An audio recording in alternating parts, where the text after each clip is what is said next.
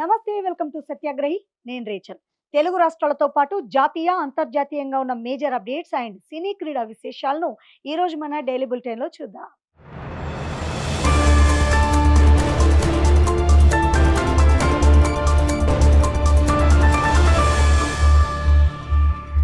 BRS తో ఎలాంటి పరిస్థితుల్లోనూ పొత్తు పెట్టుకునే ప్రసక్తే లేదని తెలంగాణ బీజేపీ అధ్యక్షుడు రామచంద్రరావు తేల్చి చెప్పారు. రాష్ట్రంలో కాంగ్రెస్ ను గద్దెదించడానికి ఈ రెండు పార్టీలు కలుస్తాయంటూ వస్తోన్న ఊహాగానాలకు ఆయన తెరదించారు. ఈ ప్రచారాన్ని ప్రజలు నమ్మొద్దని కోరారు. గతంలో బీఆర్ఎస్, ఇప్పుడు కాంగ్రెస్ రెండు పార్టీలు తెలంగాణను, హైదరాబాద్ నగరాన్ని ఎంఐఎంకు అప్పగిస్తున్నాయని తీవ్రంగా విమర్శించారు. ఈసారి ప్రజలు బీజేపీకి అవకాశం ఇచ్చేందుకు సిద్ధంగా ఉన్నారని రామచంద్రరావు అన్నారు. తెలంగాణ ముఖ్యమంత్రి రేవంత్ రెడ్డిపై మాజీ మంత్రి, కాంగ్రెస్ నాయకుడు మోత్కుపల్లి నరసింహులు సంచలన ఆరోపణలు చేశారు. మా జాతి సమస్యలు చెప్పుకుందామని 2.5 ఏళ్లుగా ముఖ్యమంత్రిని కలవడానికి ప్రయత్నిస్తున్నానని, కానీ ఆయన దొరకడం లేదని మోత్కుపల్లి చెప్పుకొచ్చారు. 200 సార్లు ఫోన్ చేసినా కూడా తన ఫోన్ లిఫ్ట్ చేయడం లేదని, అపాయింట్మెంట్ ఇవ్వడం లేదని ఆయన ఆరోపించారు. ఎస్సీ వర్గీకరణ కోసం అమరులైన వారి కుటుంబాలకు ఆర్థిక సహాయం కోసం అడుగుదామని ప్రయత్నిస్తూ ఉన్నానని, అయితే కలవడానికి అవకాశం రావడం లేదని మోత్కుపల్లి నరసింహులు మీడియా ఎదుట వాపోయారు. ముఖ్యమంత్రి కొండా సురేఖ సొంత పార్టీ నాయకులపై కీలక వ్యాఖ్యలు చేశారు. కొన్ని నియోజకవర్గాల్లో నాయకులు తమ నీడను వారే నమ్మలేని పరిస్థితి ఉంటుందని కొండా సురేఖ చెప్పుకొచ్చారు. అలాంటి వారు ప్రజలకు ఎలాంటి సేవలు చేయరని విమర్శించారామె.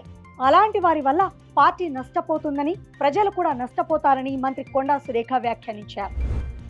వైసీపీ అధినేత జగన్ లక్ష్యంగా ఏపీ కాంగ్రెస్ చీఫ్ షర్మిల ధ్వజమెత్తారు. ఆమె వైసీపీ 5 ఏళ్ల పాలనపై నిప్పులు చెరిగారు. జగన్ హయాంలో లిక్కర్ మాఫియా రాజ్యమేలిందని, నాసిరకం మద్యంతో ప్రజల ఆరోగ్యాన్ని పాడు చేయడమే కాకుండా రాష్ట్ర ఆదాయాన్ని కూడా కొల్లగొట్టారని ఆమె ఘాటుగా విమర్శించారు. రాష్ట్రంలో డ్రగ్స్ సంస్కృతి పెరిగిపోవడానికి గత వైసీపీ ప్రభుత్వమే కారణమని, కంటైనర్ల కొద్దీ మాదక ద్రవ్యాలు రాష్ట్రంలోకి వచ్చాయని షర్మిల ఆరోపించారు. ఏపీలో భానుడు భగభగా మండిపోతున్నాడు. ఉదయం నుంచే విరుచుకు పడుతున్నాడు భానుడు. ఇక మధ్యాహ్నం అయితే చాలు, సూర్యుడు మాడు సుర్రుమనిపించేస్తున్నాడు. ఇక దీనికి తోడు ఉక్కపోత కూడా ఉడికించేస్తోంది. దీంతో ఇళ్ల నుంచి బయటకు వచ్చేందుకు జనం జంకిపోతున్నారు. ఇన్ని రోజులు చల్లగా ఉన్న వాతావరణం ఒక్కసారిగా వేడెక్కేసింది.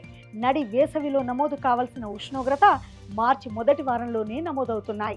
అయితే ఫిబ్రవరిలోనే ఉష్ణోగ్రతలు ఇంతగా పెరిగినప్పటికీ ఈ స్థాయి అయితే ఎప్పుడూ నమోదు కాలేదు.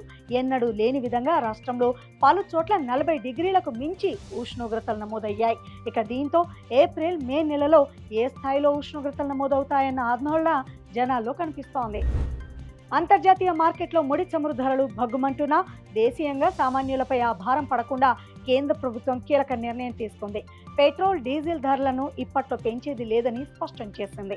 అంతర్జాతీయంగా రేట్లు పెరిగినప్పటికీ ఆ నష్టాలను లేదా భారాన్ని చమురు మార్కెటింగ్ సంస్థలే భరించాలని ప్రభుత్వం ఆదేశించినట్లు విశ్వసనీయ వర్గాల సమాచారం. ప్రభుత్వం తాజా నిర్ణయంతో వాహనదారులకు భారీ ఊరట లభించినట్లయింది. దేశ రాజకీయాల్లో సంచలనం సృష్టించిన ఢిల్లీ లిక్కర్ స్కామ్ కేసులో కీలక పరిణామం చోటు చేసుకుంది. కేజ్రీవాల్, మనీష్ సిసోడియా సహా మొత్తం 23 మందికి ఢిల్లీ హైకోర్టు నోటీసులు జారీ చేసింది. సిబిఐ కేసులో ప్రతివాదుల నుంచి సమాధానాలు కోరింది. ఈ కేసులో నిందితులకు రౌస్ ఎవెన్యూ కోర్టు ఇటీవల క్లీన్ చిట్ ఇవ్వడాన్ని సిబిఐ ఢిల్లీ హైకోర్టులో సవాల్ చేసింది. ఈ పిటిషన్పై విచారణ జరిపిన ఢిల్లీ హైకోర్టు 23 మందికి నోటీసులు జారీ చేసింది. టాలీవుడ్ నటుడు, మాజీ Bigg Boss contestant Shivaji social మీడియాలో తనపై జరుగుతోన్న నెగిటివ్ ప్రచారంపై తీవ్ర స్థాయిలో విరుచుకుపడ్డారు. ఇటీవల హీరోయిన్ల దుస్తులపై ఆయన చేసిన వ్యాఖ్యలు వివాదాస్పదమైన సంగతి తెలిసిందే. ఆ వివాదం సద్దుమణిగి వరుస సినిమాలతో బిజీ అవుతోన్న సమయంలో కొందరు కావాలని తనపై సోషల్ మీడియాలో దుష్ప్రచారం చేస్తున్నారని ఆయన మండిపడ్డారు. ఈ మేరకు ఒక షాకింగ్ వీడియోను విడుదల చేస్తూ సంచలన వ్యాఖ్యలు చేశారు ఆయన. తన సినిమా విడుదల కాకముందే నెగిటివ్ రివ్యూలు ఇస్తున్న వారిపై శివాజీ ఆగ్రహం వ్యక్తం చేశారు. 100 మంది సబ్స్క్రైబర్లు లేని వాళ్ళు కూడా నా సినిమాపై నెగిటివ్ వార్తలు రాస్తున్నారు.